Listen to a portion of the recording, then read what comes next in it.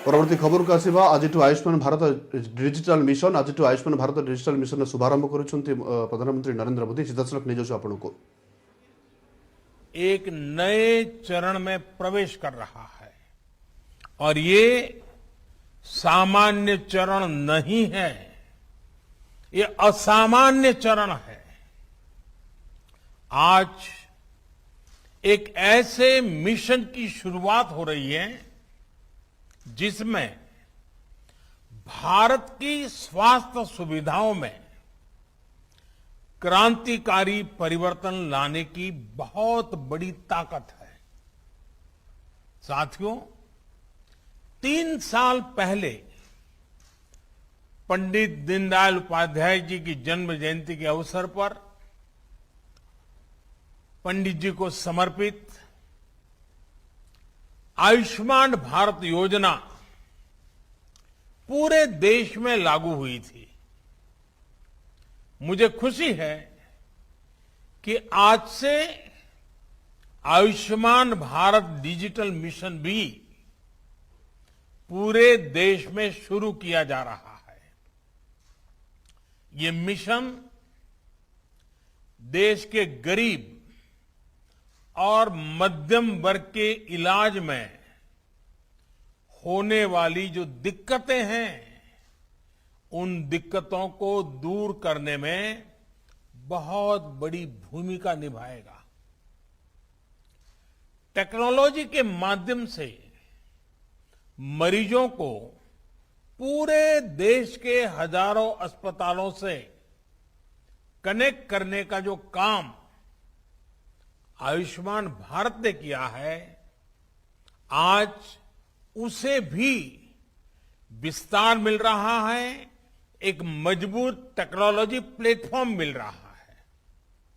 साथियों, आज भारत में जिस तरह टेक्नोलॉजी को गुड गवर्नेंस के लिए, गवर्नेंस सुधारने का एक आधार बनाया जा रहा है, वो अपने आप में जन सामान्य को एम्पावर कर रहा है।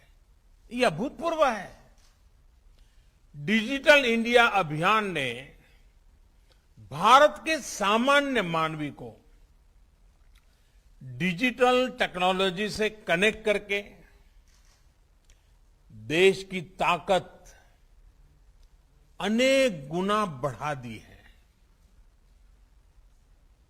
अब हम भलीभांति जानते हैं, हमारा देश गर्व के साथ कह सकता है 130 करोड़ आधार नंबर,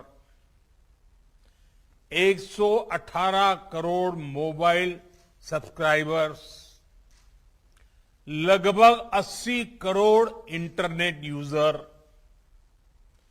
करीब 43 करोड़ 43 करोड़ जनधन बैंक खाते, इतना बड़ा कनेक्टेड इंफ्रास्ट्रक्चर दुनिया में कहीं नहीं है।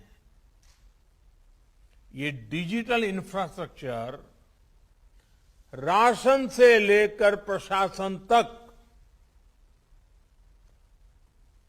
हर एक को तेज और पारदर्शी तरीके से सामान्य भारतीय तक पहुंचा रहा है।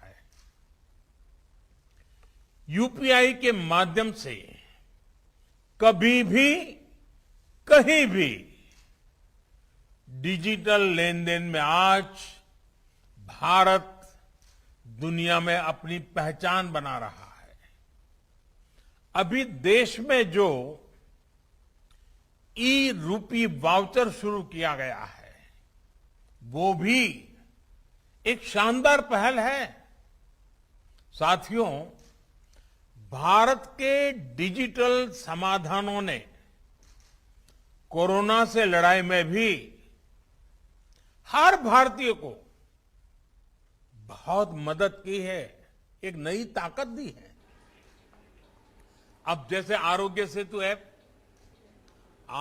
सेतु ऐप से कोरोना संक्रमण समय स्थले बुलेटिन को एट रखुछु। नमस्कार।